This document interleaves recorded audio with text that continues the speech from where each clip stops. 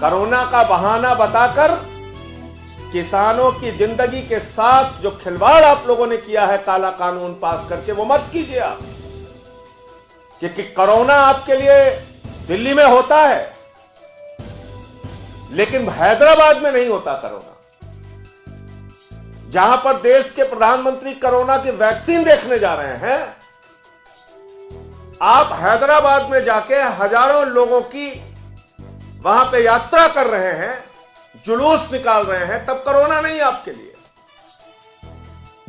और कैसे कोई देश का गृह मंत्री ऐसे समय में, जब देश की राजधानी के इर्द गिर्द, देश की राजधानी की सीमा पर लाखों किसान इकट्ठा होकर आंदोलन करे, सरकार से गुहार लगाए, उनकी पीड़ा को सुने बगैर, उनकी समस्याओं को नजरअंदाज करके, उनको लाठियों से कुचलकर, कैसे कोई गृह मंत्री निगम के चुनाव प्रचार में हैदराबाद की सैर करने जा सकता है? इसका मतलब हिंदुस्तान की आजादी के बाद ऐसा गैर जिम्मेदार, असंवेदनशील और किसानों की समस्याओं से बेपरवाह गृह मंत्री हिंदुस्तान ने पहली बार देखा है, जो हमें अमित शाह के रूप में देखने को मिला।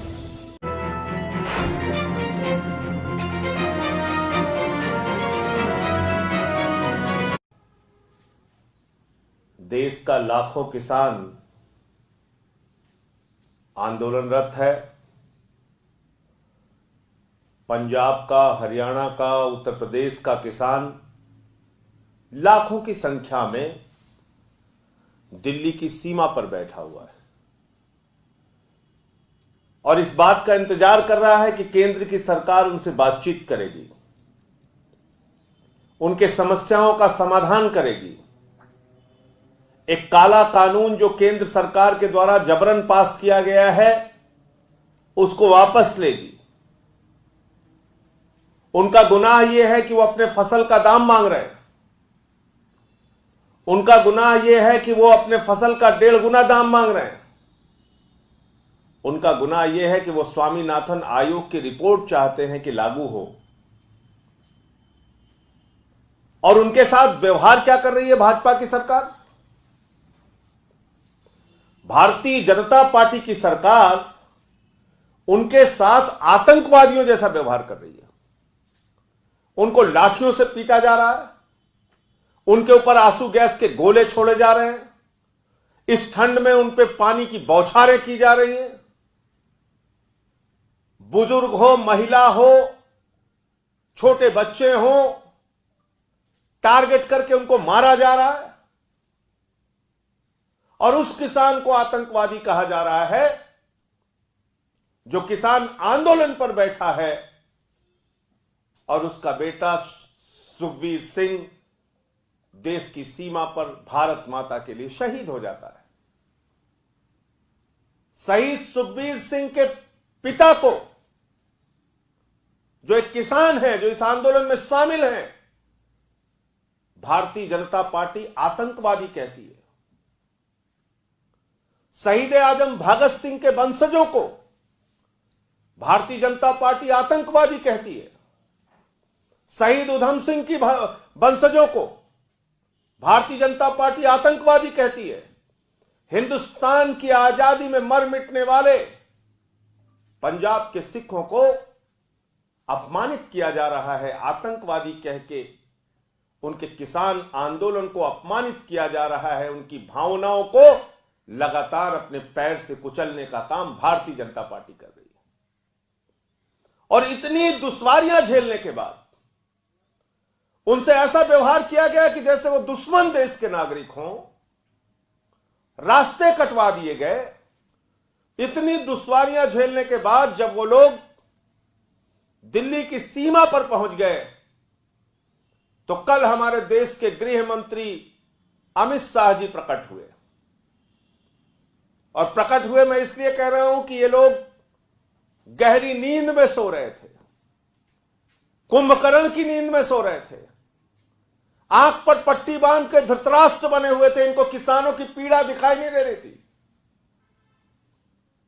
कल वो प्रकट हुए, उन्होंने कहा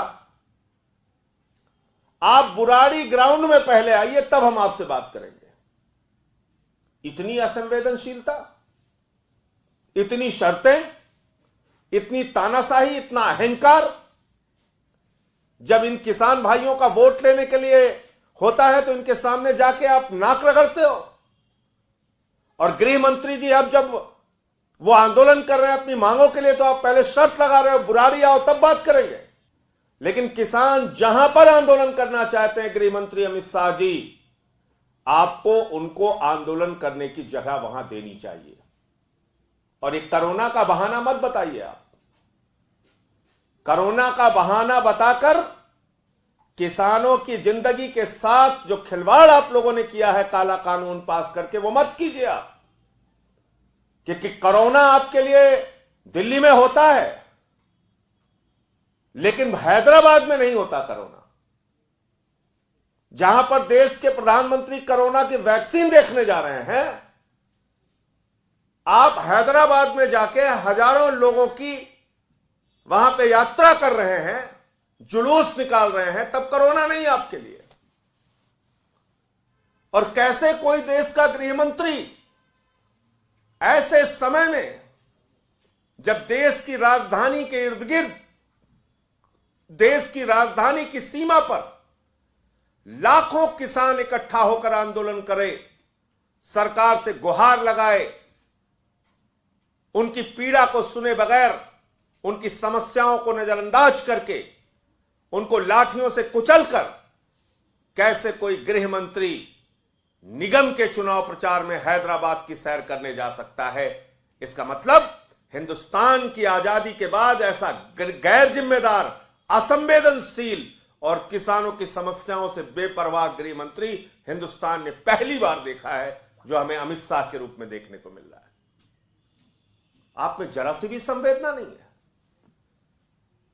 आज एक किसान की भी मौत हो गई, किसान का बेटा सीमा पर शहीद हो रहा है, किसान आंदोलन में शहीद हो रहा है, और आप हैदराबाद की सैर कर रहे हैं। आपके पास 10 मिनट का वक्त नहीं है किसानों से बातचीत करने के लिए, उनके संगठनों से बातचीत करने के लिए, उनकी समस्याएं सुनने के लिए, काला कानून वापस करने के लिए। और ये काला कानून मैं बार बार इसलिए कह रहा हूं, जब संसद में भी ये पेश हुआ था तब भी हम लोगों ने इसका विरोध किया था, मुझे निलंबित भी किया गया था उस वक्त, और आरोप लगाया गया था कि मैंने माइक तोड़ा। आज तो गृह मंत्री अमित शाह जी से मैं पूछना चाहता हूं, किसानों की हड्डियां तोड़ी जा रही हैं, कौन निलंबित होगा? आपकी सरकार को कौन निलंबित करेगा? मैंने तो माइक तोड़ा था, आप तो किसानों की हड्डियां तोड़वा रहे हैं, उनको गुंडा कह रहे हैं, उनको आतंकवादी कह रहे हैं। आदित्यनाथ का एक मंत्री है, वो कह रहा है किसान गुंडे हैं। अब कल्पना कर सकते हैं कैसे हैं ये लोग, जो अपने देश के अन्नदाता को आतंकवादी कहते हैं, जो अपने देश के अन्नदाता को गुंडा कहते हैं, जो शहीद आजम भगत सिंह और शहीद उधम सिंह के वंशजों को आतंकवादी कह के संबोधित करते हैं, उन लोगों को आतंकवादी कहते हैं जिनका बेटा देश की सीमा पर भारत माता की रक्षा करने के लिए शहीद हो रहा है। और इन सब चीजों से बेपरवाह होकर देश के गृह मंत्री अमित शाह हैदराबाद में निगम का चुनाव इतना महत्वपूर्ण है इनके लिए? किसान की पीड़ा महत्वपूर्ण नहीं, किसान के मुद्दे महत्वपूर्ण नहीं, किसान की समस्याएं महत्वपूर्ण नहीं? तो अमित शाह को अपने सारे कार्यक्रम रद्द करके पहले किसानों की समस्या का समाधान करना चाहिए। इसके बाद आपकी ये नौटंकी जो आपने कल आके किया कि आप यहां आइए, हम किसी भी समय बात करने के लिए तैयार हैं, ये सब नाटक से काम नहीं चलेगा। किसान को उसके मुद्दे का समाधान चाहिए।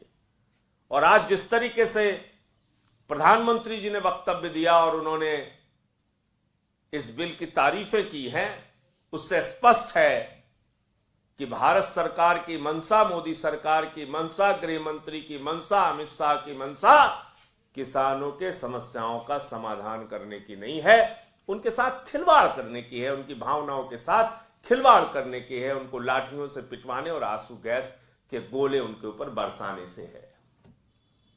मुझे इतनी बात कहनी थी।